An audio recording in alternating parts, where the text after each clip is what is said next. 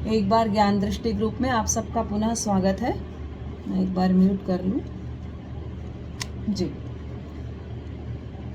आज हम अनित्य अनुप्रेक्षा को लेंगे, क्योंकि इस अनित्य अनुप्रेक्षा को बौद्ध दर्शन में भी बहुत महत्व दिया गया है और इससे ही पूरे पद्धति विपश्यना की उनकी विकसित हुई है कि किस तरह अनित्य अनित्य अनित्य करते हुए चेतना का अनुभव करना है। हमको सब चीज़ों को छोड़ते हुए अनित्यता का अनुभव करना है। मैं कुछ ये अच्छा गीत की पंक्तियों के द्वारा, गीत तो नहीं कविता के द्वारा शुरुआत करते हैं हम इसकी।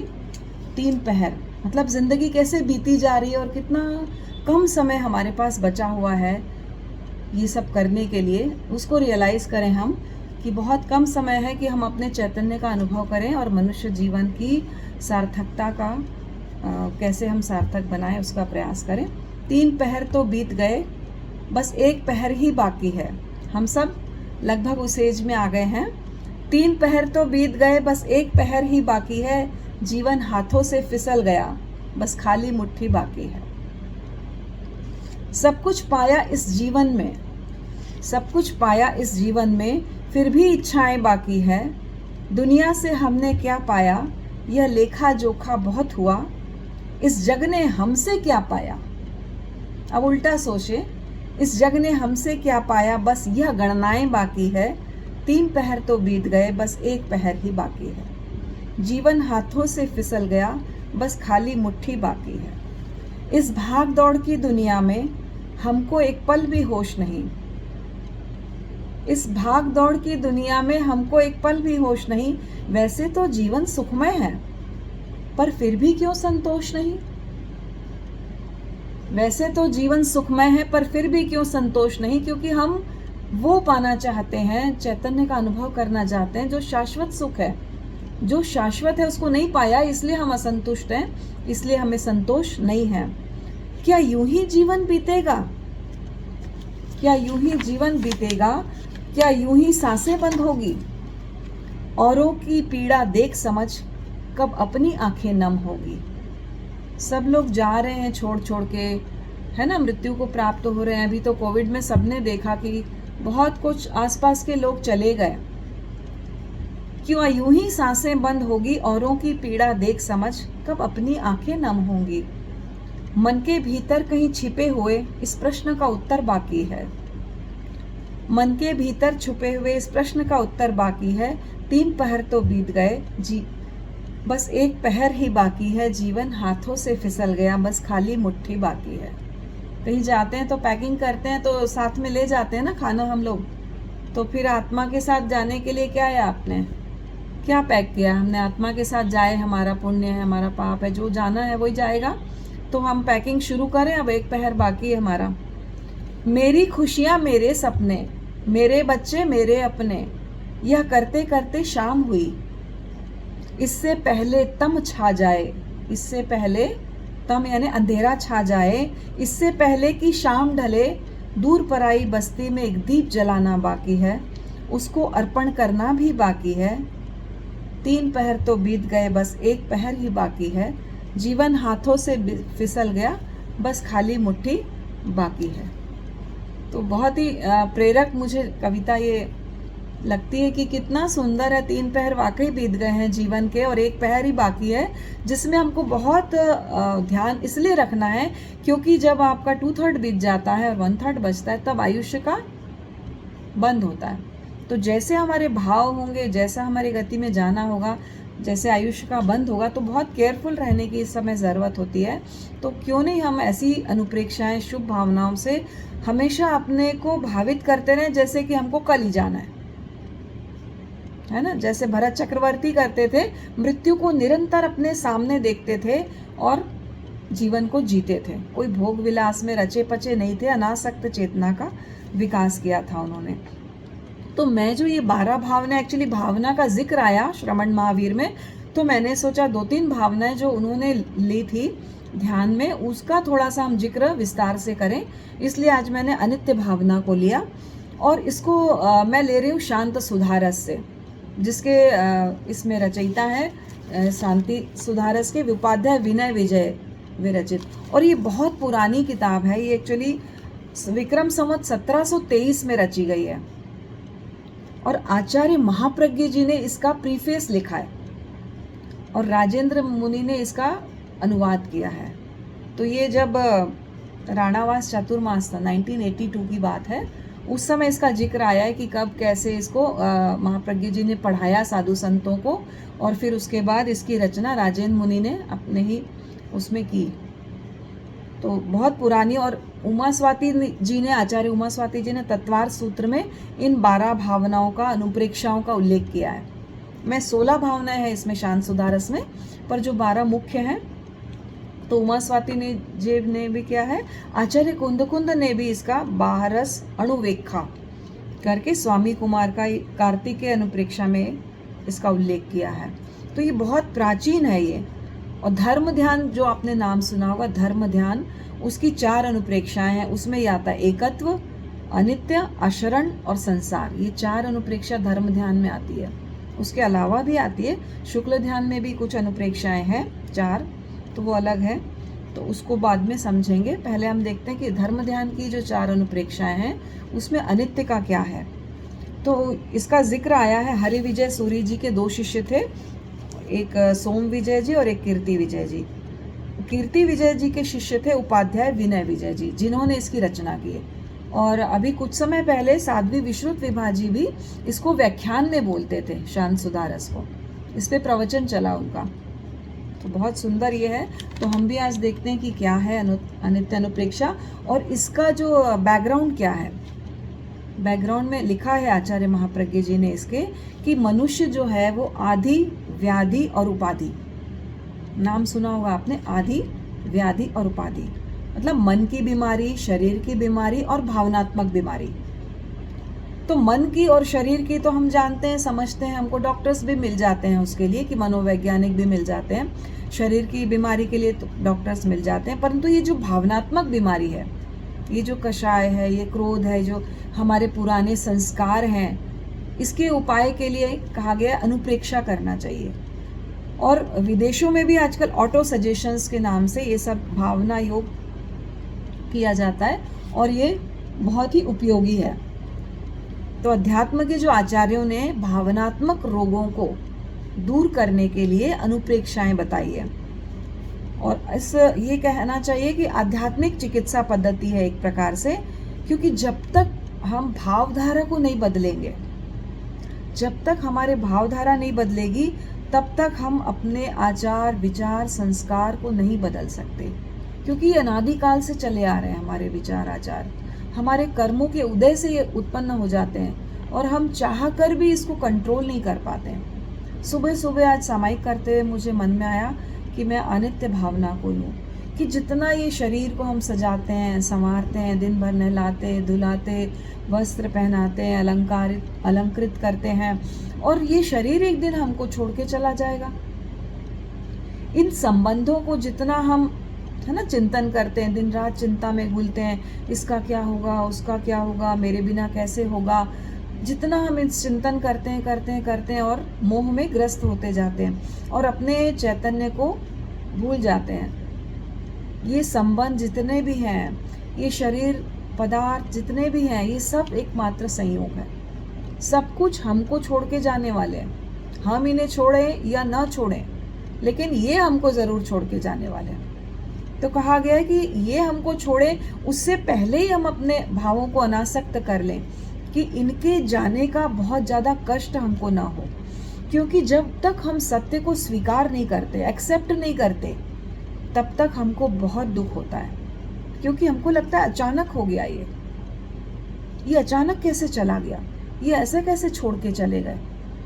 पर जब हमको सत्य पता है कि ये संयोग है, थोड़े समय का है, थोड़े सालों का है, आखिर हम भी छोड़ के जाने वाले हैं, वो भी छोड़ के जाने वाले हैं, सब एक दूसरे को छोड़ के जाने वाले हैं। पर कोई दूसरे के यहाँ डेथ होती है तो हमको उतना रियलाइज़ नहीं होता, पर जब स्वयं के साथ हमारे बीतती है तब हमको रियलाइज़ होता है कि ये कैसा संसार है।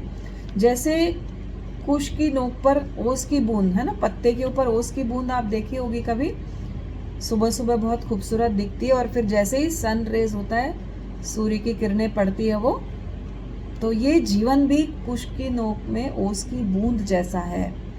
पानी के बुलबुले जैसा है, आया और मिट गया, और हमको लगता है हम शाश्वत अमर होकर जीने वाले, हम तो जाने ही वाले नहीं हैं। हम ऐसे ही परिग्रह और उसमें लगे हुए हैं अपने आसक्ति भाव में।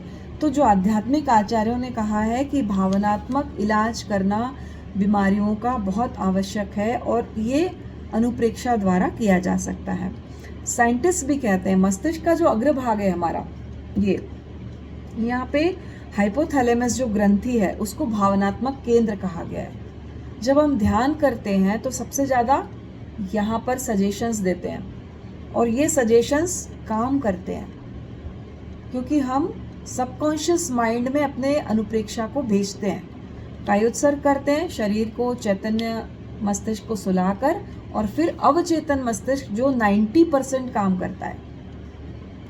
ये जो हमारा कॉन्शियस माइंड है वो 10%, 5 से 10% काम करता है, लेकिन जो हमारा सबकॉन्शियस माइंड है वो 90% काम करता है। इसलिए कहते हैं कि रात को जब सोएं तो शुभ विचारों के साथ, शुभ भावनाओं के साथ, शुभ अनुप्रेक्षा के साथ सोएं, क्योंकि सुबह उठते तक वो काम करेगा। और अगर बुरे विचार, बुरी भावनाएं, डर, भय, आवेग, आवेश के साथ हम सो गए तो वो 90% रात भर काम करेगा। इसलिए कहते हैं सोते समय अच्छे विचारों के साथ सोएं, तो हमारा जो अवचेतन मन है, हमारा जो सबकॉन्शियस माइंड है, वो उसी भावनाओं में रहेगा। हम सोते टाइम भी, सपनों में भी कर्मों का बंध कर सकते हैं। क्रिया नहीं हो रही है शरीर से, पर भाव क्रिया हो रही है, और भाव क्रिया कर्मों का बंधन करती है ना। तो अच्छे भाव में रहेंगे तो शुभ भावों में रहेंगे तो शुभ कर्मों का बंध होगा, बुरे भाव में रहेंगे तो वो लोग सपने में मर्डर भी करके आ जाते हैं। कई लोग को तो चलने की बीमारी होती है, वो कई बार ऐसे मूवीज़ भी देखते हैं हम, नींद में उठ के चलने लग जाते हैं और कुछ भी कार्य करके आ जाते हैं, सो जाते हैं, और उनको याद नहीं रहता सुबह कि वो रात में क्या करके आए। तो ये सबकॉन्शियस माइंड कैसे काम करता है। तो हमको अभी जो पाश्चात्य देशों में चल रहा है, वहाँ पर भावधारा परिवर्तन करने के लिए ब्रेन वॉशिंग की जाती है। अब ये ब्रेन वॉशिंग मतलब संस्कारों को धोना। ब्रेन में क्या है, संस्कार है, विचार है, उनको वॉश करना, और उसके लिए ये सजेस्टोलॉजी का प्रयोग किया जाता है, जिसको हम अनुप्रेक्षा कहते हैं हिंदी में।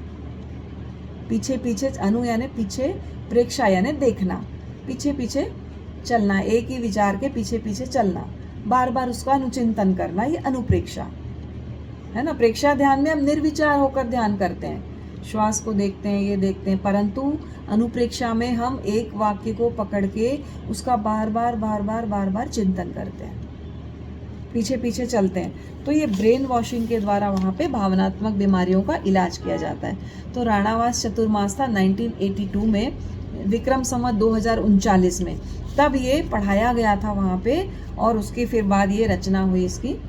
तो विजय उनकी है, और अनुवाद राजेंद्र मुनि का किया हुआ है इसमें। तो इसकी थोड़ी सी भूमिका मैंने बताई आपको। अब मैं इसमें ना एक एक कहानी दी है, एक एक अनुप्रेक्षा के साथ थोड़ा संकेत दिया गया है, और कहानी है, और संस्कृत के इसके श्लोक हैं, और इस श्लोक का अर्थ इसमें बताया गया है फिर उसमें। तो बहुत सुंदर, हे सुधीजनों, ऐसे संबोधन कर करके बताया गया कि कैसे चेतन को चेतना चाहिए। साथी चले गए हैं, है ना, वो गीत की 2 पंक्तियां भी है। साथी चले गए हैं, तू सो रहा भी, झट चेत चेत चेतन, घर में घुसा लुटेरा, उठ जाग रे मुसाफिर। तो हमको जागना है। प्रेक्षा ध्यान एक माध्यम है, अनुप्रेक्षा दूसरा माध्यम है। तो फिर यहाँ पे कहा गया, आज जैसे हमने अनित्य की अनुप्रेक्षा की, इमम शरीरम अनिच्चम, इमम शरीरम अनिच्चम, ये शरीर से जो आसक्ति को मिटाने के लिए अनित्य की अनुप्रेक्षा की हमने। तो धन, परिवार, यौवन, है ना, आज हम अच्छे लग रहे हैं, कल से हम बूढ़े होंगे, झुर्रियाँ हो जाएगी, ये चेहरा समझ में भी नहीं आएगा कि कैसा था पहले और कैसा हो गया है। तो इस सच्चाई को जो जान लेता है वही जागृत है, और जो मूढ़ता में रहता है वो सोया हुआ है। तो इस सच्चाई को जानना है हमको, और दुख को नहीं भोगना है, जो दुख को जानता है वो दुख को भोगता नहीं है।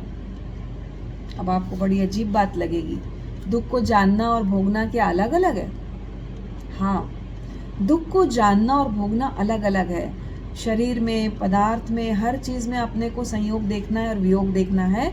जब हम देखने वाले बन जाते हैं, जानने वाले बन जाते हैं, तो हम भोगने वाले नहीं रहते, है ना। जैसे अग्नि का उदाहरण दिया कि आग को देखने से कोई नहीं जलता, लेकिन उसमें कूदने से जलता है। तो वैसे ही हम दुखों को अगर देखने वाले बन जाएं कि हाँ ये तो सत्य है, ये तो होना ही था, ये तो सबके साथ होता है, हम जानने वाले बन जाएं, एक्सेप्ट कर लें, उसको स्वीकार कर लें, तो हम दुख को भोगने वाले नहीं बनेंगे, अन्यथा हम दुख को भोगते रहेंगे। तो ये शरीर जो है वो अनित्य है। तो अनित्य भावना को बताते हुए एक कहानी भी इसमें बहुत सुंदर बताई गई है। तो कुछ वाक्य बहुत सुंदर है इसमें। हे सुधी जनों, यदि तुमको चित्त को संसार भ्रमण के दुखों से विमुख होना है, अनंत सुख के सम्मुख होना है, तो क्या सुनना है हमको? ये शांत सुधारस काव्य को सुनो। लेखक कह रहा है, जो लिखने वाला कह रहा है, सुधी जनों, यदि तुमको संसार के भ्रमण से, दुखों से मुक्त होना है, विमुख होना है और अनंत सुख के सम्मुख होना है, उसको जानना है, तो शांत सुधारस काव्य को सुनो, जो शुभ भावना के रस से भरा हुआ है। मतलब एक एक वर्ड, एक एक शब्द इतना खूबसूरत है, अगर हम चिंतन करें उसको। तो वो कहा गया है कि करुणा से पवित्र आत्मा वाले तीर्थंकरों द्वारा कही हुई, जो करुणा से भरे हुए हैं, उन तीर्थंकरों द्वारा कही हुई अमृत रस बरसाने वाली रम्य वाणी तुम्हारी रक्षा कर सकती है। उसके अलावा संसार में कोई त्राण नहीं है, कोई शरण नहीं है। हम सब सुन रहे हैं, मैं बोल रही हूँ, सुन रहे हैं, हम पढ़ रहे हैं, स्वाध्याय कर रहे हैं, उससे हमको कितने आनंद की अनुभूति हो रही है सबको, है ना। तभी हम सुन रहे हैं, जुड़ रहे हैं बार बार, क्योंकि आनंद की अनुभूति भगवान की वाणी सुनने में है। सारे दुखों को भूल जाते हैं हम इस समय, जब हम 1 घंटा स्वाध्याय करते हैं, ध्यान करते हैं, अनुप्रेक्षा करते हैं, तो हम भूल जाते हैं। फिर वापस रचते हैं, पचते हैं, उसी में कर्तव्य है हमारा, करना है हमें। लेकिन सत्य को जानते हुए, स्वीकार करते हुए यदि हम करेंगे, तो हमारी अनासक्ति की चेतना का विकास होगा। तो अनित्य की जो भावना है उसका बहुत सुंदर यहाँ पर दिया गया है। हे मूढ़ पुरुष, तू व्यर्थ ही अपने मन में परिवार, ऐश्वर्य का अनुचिंतन कर करके मोह में उलझ रहा है। कहाँ उलझ रहा है? मोह में उलझ रहा है। हे विनय, जिन्होंने रचना की ना, वो स्वयं को बोल रहे हैं। विनय जो आचार्य हैं, विनय विजय जी, वो अपने आप को बोल रहे हैं, हे विनय, तू इस जीवन को उसी प्रकार असार जान, अस्थिर जान, जिस प्रकार कुश के अग्रभाग पर टिका हुआ जल है ना। पत्ती के ऊपर बिंदु में, कुश में घास कुश यानी घास के ऊपर जो ओस होती है ना, ओस यानी पानी की जो बूंद होती है, ओस, उसके जल बिंदु का वायु द्वारा प्रकंपित होने का जो के द्वारा उड़ जाती है, सूर्य की किरणों द्वारा जो उड़ जाती है, वैसा असार जीवन को जान, वैसे जीवन को तुम असार जान। हे आत्मन, तू वैश्विक सुखों की सहचरता को देख, जो देखते ही देखते, हंसते ही हंसते नष्ट हो जाती है। संसार के उस स्वरूप को जान, उस स्वरूप को जान, और उस चमकने वाली बिजली को देख, जो एक क्षण आती है और लुप्त हो जाती है। ये हमारा जीवन बिल्कुल वैसा ही है। इस आश्चर्यजनक घटनाओं को देखते हुए, जानते हुए भी अगर जो मूढ़ अपने आप को जागृत नहीं करता, अपने आप को नहीं जानता, वो वास्तव में मूढ़ है। तो आश्चर्य है कि यमराज के जो त्रस और स्थावर जगत को निरंतर काल कवलित करता हुआ तृप्त नहीं होता है। कौन? यमराज। उसके मुख में सभी प्राणी धीरे धीरे समा रहे हैं, हम भी उसके हाथ में आए हुए हैं। तो हमारा अंत कैसे नहीं होगा? हमारा भी अंत होगा और हम भी एक दिन मृत्यु को प्राप्त होंगे। इस भावना से अनित्य के ऊपर एक कहानी यहाँ पर दी हुई है, जो राजा श्रेणिक के समय की है। राजा श्रेणिक के समय की है कि जो मनुष्य है, तो पहली अनित्य भावना है, उस पे जो ये कहानी दी हुई है मैं आपको सुनाऊं। थोड़ी सी लंबी है। सुलसा सती का नाम सुना होगा आपने, सुलसा सती। ये सब मैं अभी एक सेकंड मैंने लगाया था।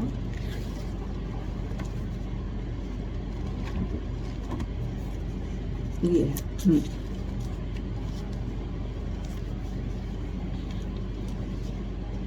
कहानी अलग दी है इसमें, और ये अलग दिया है इसमें।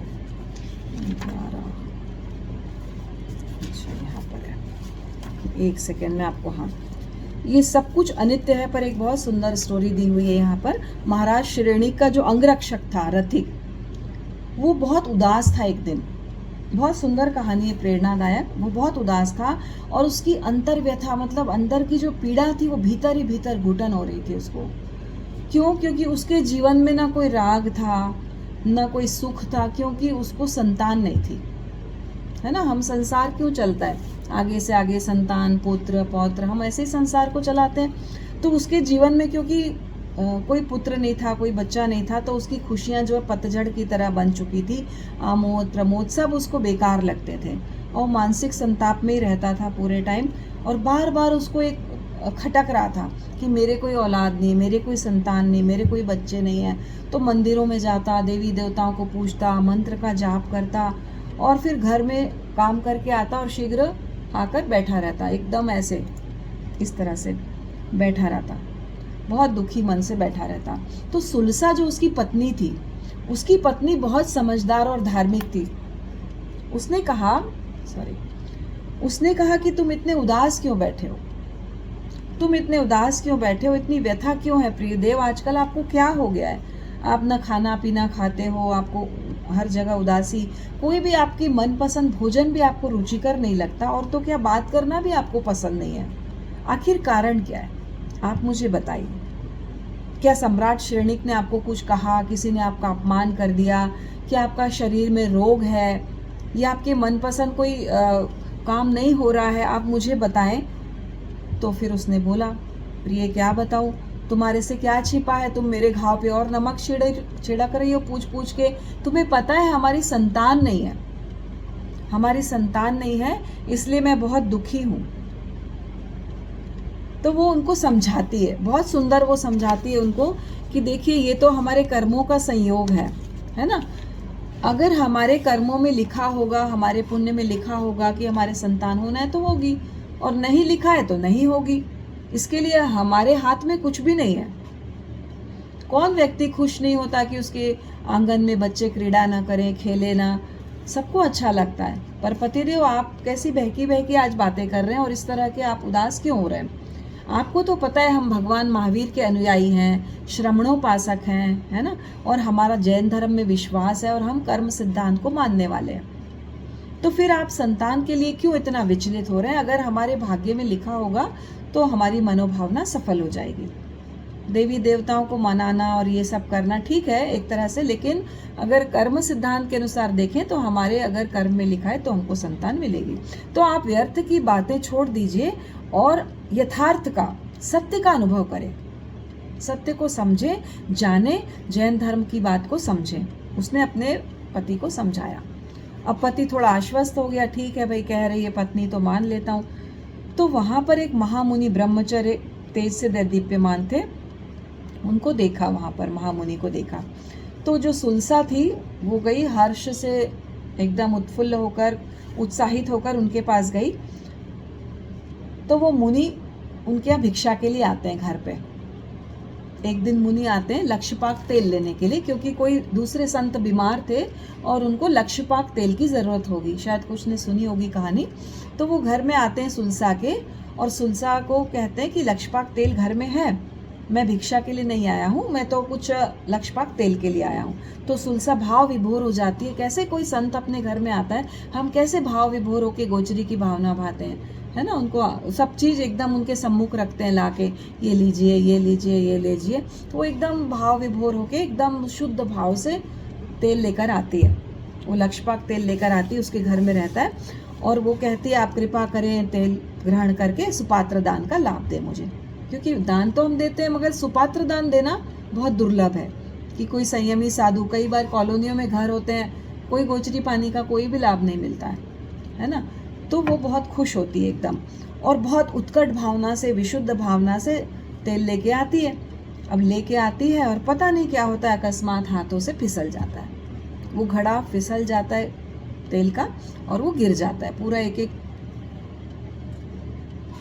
तेल गिर जाता है, फूट जाता है। उसके मन में एक रंच मात्र भी दुख नहीं होता है, भाई अनित्य है। वो अनित्य भावना को इतना भाती थी, अनित्य जो चीज बनी है एक दिन मिटेगी, जो भी चीज मिली है एक दिन छूटेगी। घड़ा है तो कौन सा अमर होने वाला है, हम खुद अमर नहीं है, हमारा शरीर अमर नहीं है, तो फिर वो घड़ा है, वो तो मामूली सा कांच का घड़ा था, फूट गया, एक रंच मात्र भी उसको नहीं आता। वो बोलती है अरे अरे मैं, मेरे हाथ से बिखर कर गिर गया है, एक ही घड़ा फूटा है, मेरे पास 2 घड़े और हैं, मैं लेकर आती हूँ। वो फिर अंदर जाती है, फिर लक्षपाक तेल का एक घड़ा उठा के लाती है। अब जैसे ही लेने के लिए मुनि अपना आगे बढ़ाते हैं पात्र, और सहसा बीच में वो क्या होता है, चिकना रहता है, तेल का घड़ा होता है, चिकना होता है, फिर हाथ से छूट जाता है। अब ये कोई परीक्षा ले रहा है उनकी, तो वो फिर हाथ से छूट जाता है, गिर जाता है, पूरा तेल जमीन में बिखर गया। अब सुलसा के मन में भय हो गया कि अरे एक टूटा, 2 टूटा, अब ये तीसरा भी टूट जाएगा तो मैं तो सुपात्र दान से वंचित रह जाऊंगी, कैसे मैं। तो वो फिर बहुत सावधानी से, बहुत केयरफुली एक घड़े को फिर लाती है। अब आती है, पूरा सावधानी रखने पर भी फिर घड़ा मुनि के सामने आके चकनाचूर हो जाता है, टूट जाता है। अब उसके मन में कोई शोक नहीं है, बस ये जरूर है कि मेरे घर मुनि आए और मैं बहरा नहीं सकी, पर घड़ा फूटने का कोई शोक उसके मन में नहीं है। अनित्य भावना, जब कोई भी चीज नित्य नहीं है तो वो तो छूटेगी, फूटेगी, तो एक भी निराशा उसके मन में नहीं थी। उसकी मनस्थिति को जानने के लिए पूछते हैं मुनि परीक्षा लेने आए हैं उसकी। वो पूछते, बहन तुम्हारे को थोड़ा तो दुख हुआ होगा, इतना सारा तुम्हारा 3 बार तुम्हारा तेल गिर गया, और इतना महंगा तेल ये गिर गया, घड़ा फूट गया, तेल व्यर्थ चला गया, ये सब मेरे कारण हुआ है। मुनि कहते हैं मेरे कारण हुआ है ये, तुम्हारे महाराज, घड़ा फूटते तेल व्यर्थ जाने का मुझे किंचित भी दुख नहीं है। मुझे दुख इस बात का है कि मैं आपको दान नहीं दे सकी, सुपात्र दान नहीं दे सकी आपको।